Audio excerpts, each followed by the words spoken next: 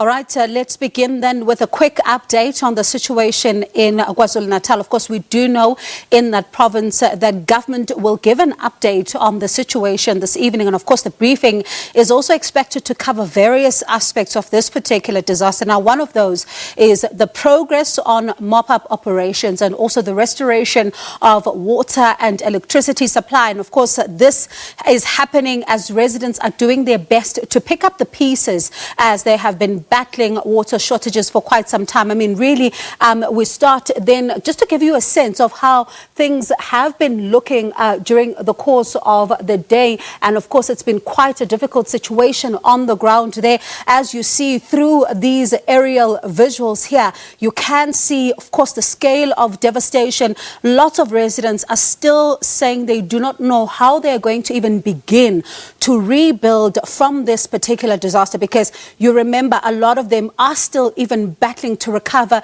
some from the unrest, others the floods 2 months ago. Now you're looking at the situation, areas are submerged, and this particular Shongweni Dam wall, you can see some of the impact here as well. And this particular dam wall has had some people worried, who are also saying that it may have been damaged, but really some of the officials are saying that it doesn't look like there's been much damage there. But this, of course, is they're still trying to assess the situation. And you can see the waterlogged areas. Residents are still battling to be able to try and rebuild here. And these are some of the houses here that you can see. Residents aren't even able to get to be able to visit some of their neighbors, of course. And you then look at some of these, visuals. This was an area, just a river, where residents were able to use this bridge to then get to the other side where they are visiting friends and family. But now, this afternoon,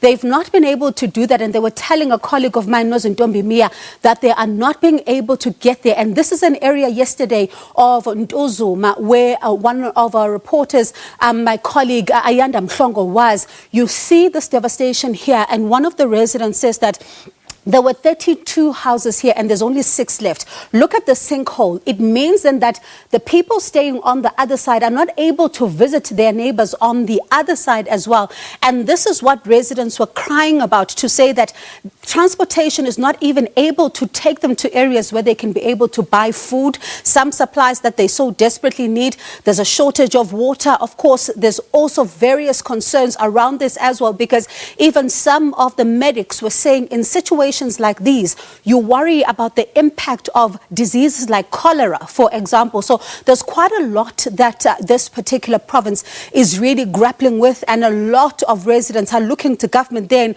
to get some kind of answers as to what is going to happen on the ground. Because here in this particular bridge, one story, that emerged even from today was from a man that was trying to just navigate these waters to get to a friend on the other side, whose house was left, in fact, damaged from the impact of the floods. But he wasn't able to do that. And unfortunately, he then found himself not being able to get to the other side. And of course, you even look at some of the conversations that have been taking place during the day. My colleague Vusi Khumalo was also trying to speak to some of the residents there, and they are looking to government for some kind of answers.